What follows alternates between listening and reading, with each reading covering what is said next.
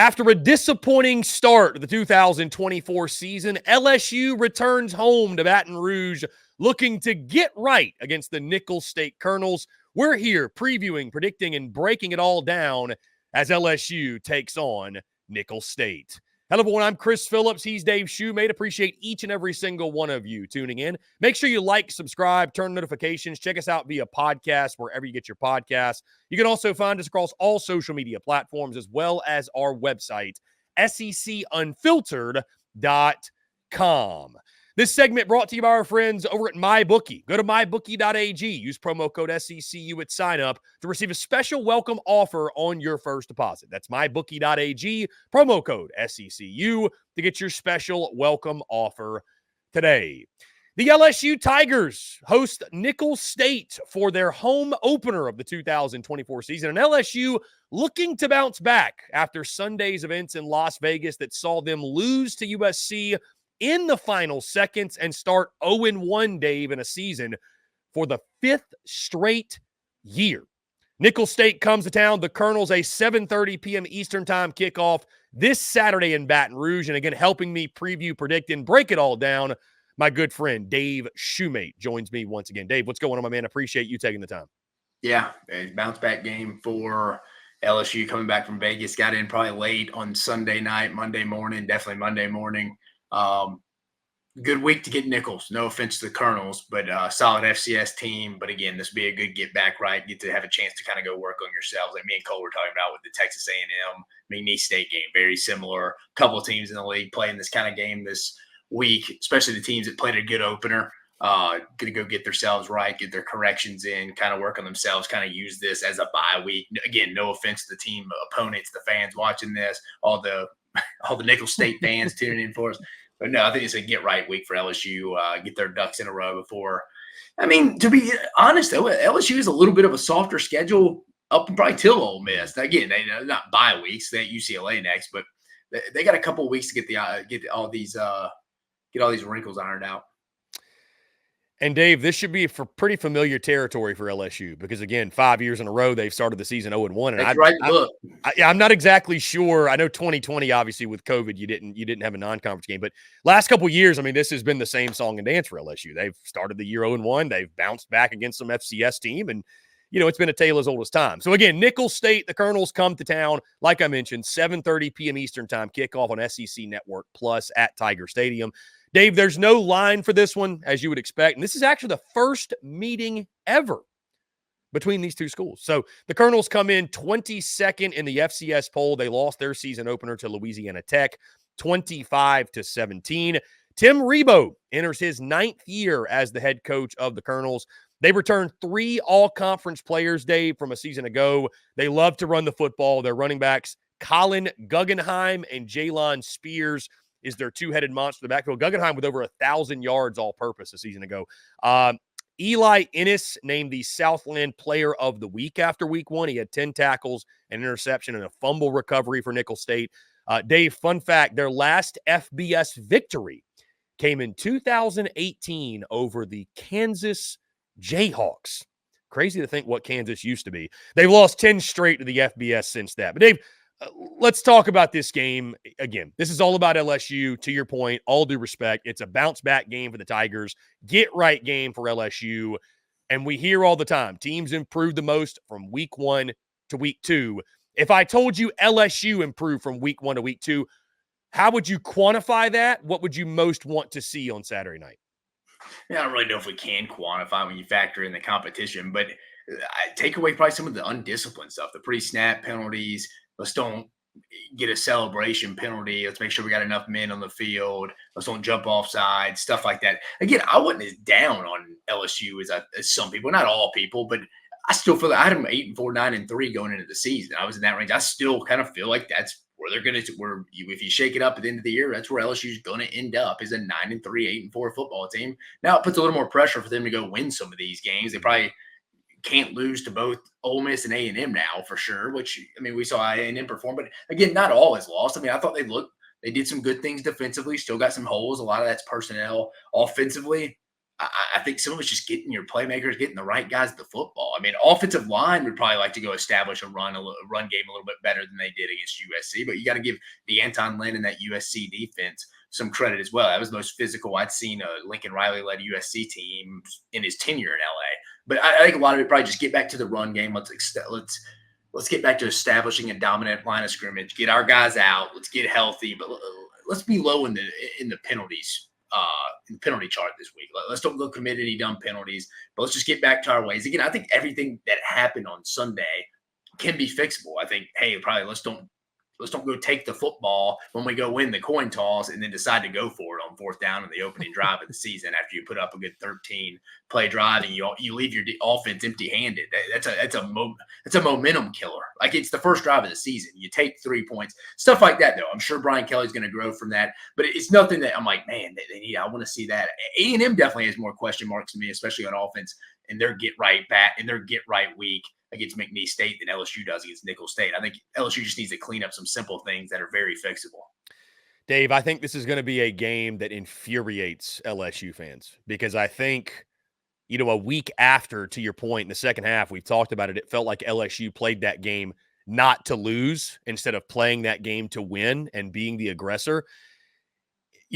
I think Joe Sloan and Brian Kelly in that offense, they're probably going to open it up. They're probably going to take shots down the field. And LSU fans will be happy in the moment, but also, Dave, infuriated. Why didn't we do this on Sunday against USC? Because the playmakers are there. I would expect a huge game from Kyren Lacy. I mean, does he even play in the second half? Granted, I mean, you could ask, did he play in the second half last week because they didn't target him, right? Got to probably get CJ Daniels going. Get your weapons going. CJ Daniels, does Chris Hilton return? I'll be curious to see that. This is also probably, Dave, a feel-good game for the offensive line, right? They weren't able to really get a run push against USC. I think you'll probably see them, want to get back and establish the run and win at the point of attack and take out some frustrations on Nicholls State.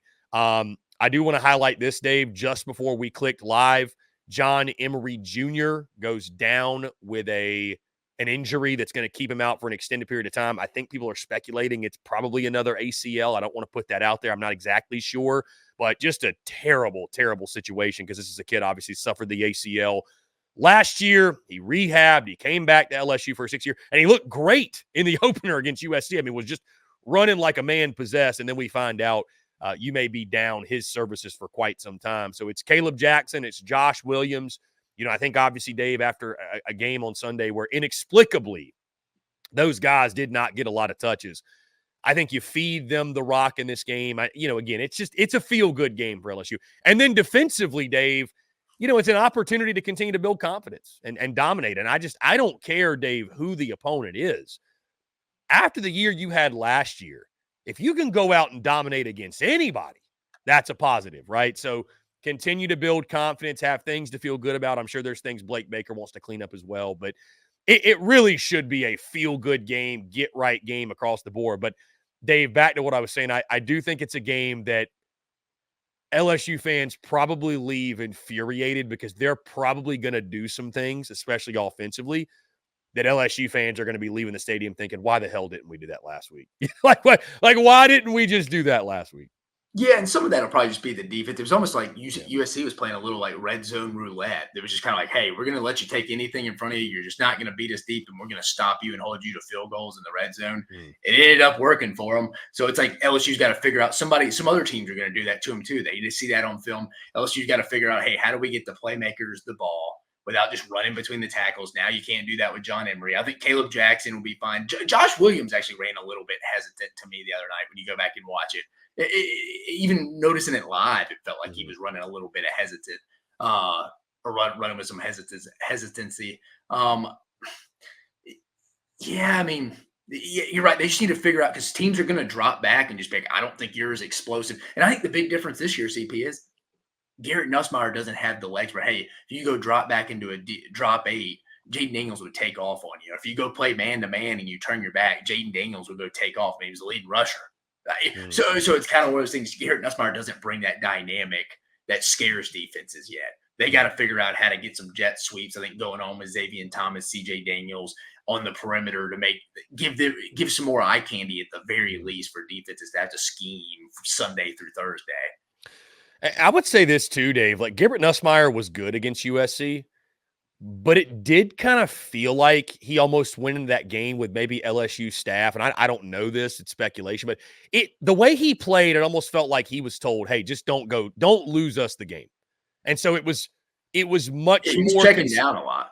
It was much more conservative than I thought he'd be because, you heard all preseason. He's the Cajun Brett Favre. He loves to sling the rock.